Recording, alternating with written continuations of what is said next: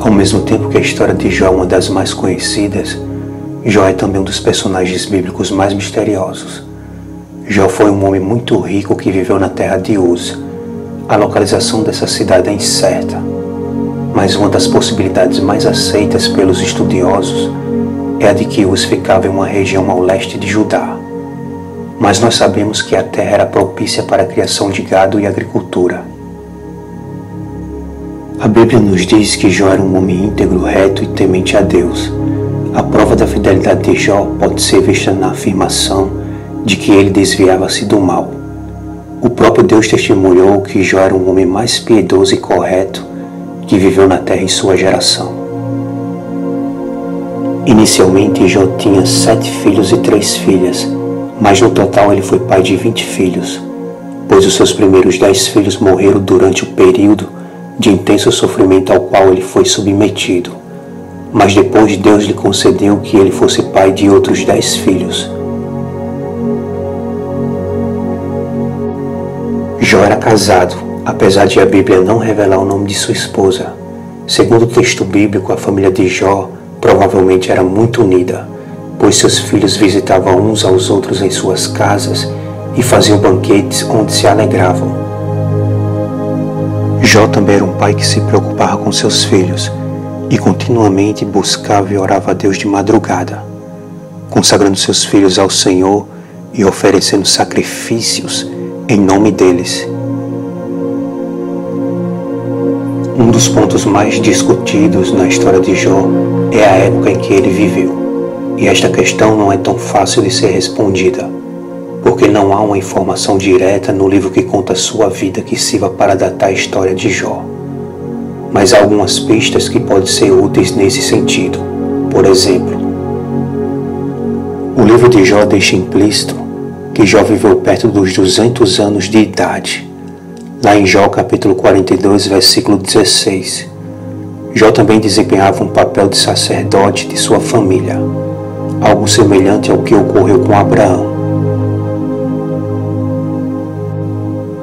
Também parece que os caldeus, que mataram os servos de Jó, ainda viviam como nômades, e as riquezas de Jó não eram medidas pela quantidade de ouro e prata, mas pelo tamanho de seus rebanhos.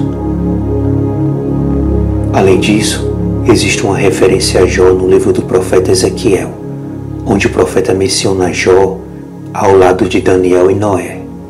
Os estudiosos dizem que é possível que o Daniel mencionado por Ezequiel não seja o profeta Daniel contemporâneo de Ezequiel, e sim um famoso rei que viveu numa época muito remota. E se for este o caso, então Jó viveu uma data tão recuada quanto os outros 2 personagens. Por tudo isto, a melhor probabilidade é a de que Jó tenha vivido na era patriarcal, depois dos acontecimentos de Babel, talvez antes de Abraão ou contemporâneo a ele. O texto bíblico diz que Jó possuía grande riqueza e desfrutava de alta posição social. Inclusive, algumas lendas antigas sugerem que Jó tenha sido um rei, mas não existem provas para tal sugestão. A Bíblia nos diz que Jó era proprietário de 7.000 ovelhas, 3.000 camelos, 500 juntas de bois e 500 jumentas. Uma quantidade tão grande de gado na época em que Jó viveu, certamente representava um grande patrimônio. Para cuidar de tantas propriedades, Jó contava com um número muito grande de servos, de modo que, somando tudo, o texto bíblico diz que Jó era o homem mais rico do Oriente. Mas, sem dúvidas, a parte que mais chama a atenção na vida de Jó é o grande sofrimento que ele precisou enfrentar. Segundo o texto bíblico, num certo dia houve uma reunião nas regiões celestiais, e os filhos de Deus foram se apresentar perante o Senhor. Nesse contexto, a expressão filhos de Deus se refere aos anjos, e no meio dos anjos também estava Satanás, que havia vindo de rodear a terra e passear por ela. Então Deus perguntou se Satanás havia observado Jó. Perceba que nesse ponto foi Deus que iniciou a conversa sobre Jó. Ou seja, não foi Satanás que escolheu Jó para o teste que ele foi submetido, mas foi o próprio Deus.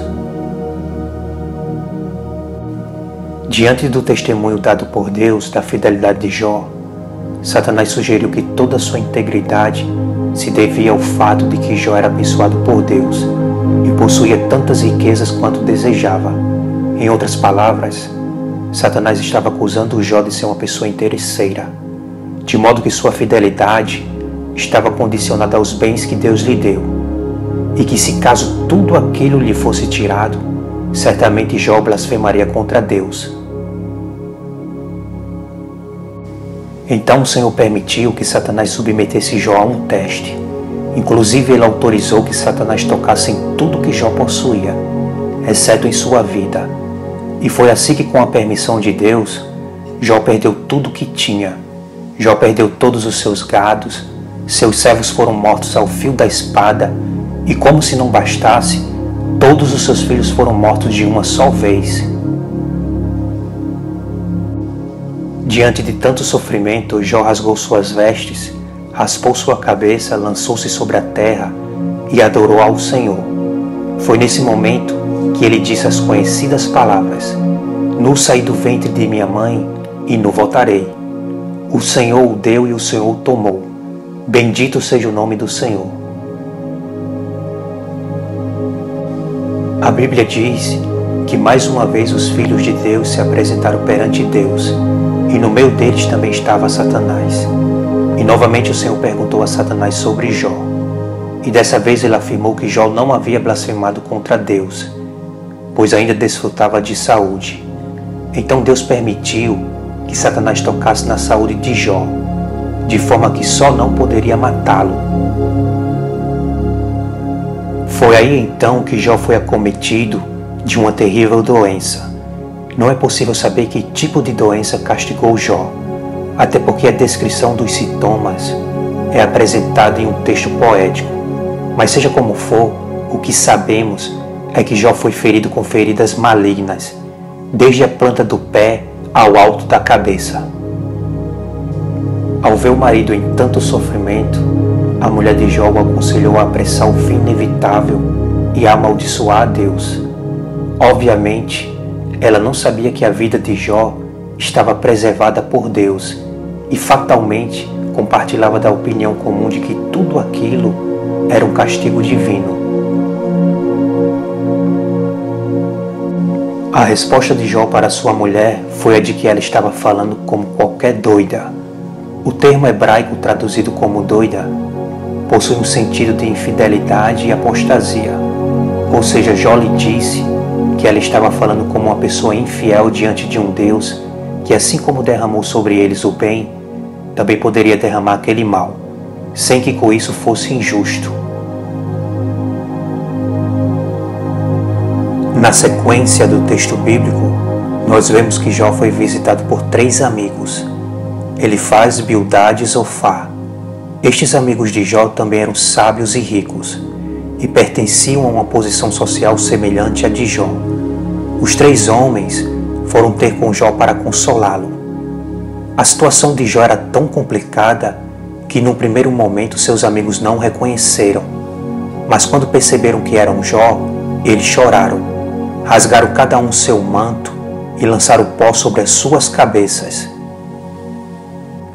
O sofrimento de Jó era tão grande que o texto bíblico diz que eles ficaram com Jó durante 1 semana, sem dizer uma única palavra. Mas depois que o silêncio foi rompido, iniciou-se então uma longa e formal discussão entre Jó e seus amigos. Com base nessa discussão, podemos perceber que os amigos de Jó começaram a estabelecer uma sequência de discurso com raciocínio de causa e efeito, onde basicamente eles acusaram Jó de ser o culpado por todo aquele sofrimento. Então, em poucas palavras, podemos dizer que os amigos de Jó o acusaram de ser um adúltero, um ladrão, alguém sem hospitalidade e um louco. Por fim, eles também exortaram Jó a se arrepender, e nos discursos dos amigos de Jó, nós podemos perceber toda a insensatez da sabedoria humana. Após as acusações dos amigos de Jó, e da tentativa do próprio Jó de justificar-se diante deles, um jovem chamado Eliú chamou a atenção para o papel disciplinador do sofrimento, ressaltando que o homem não é capaz de compreender tudo que Deus faz.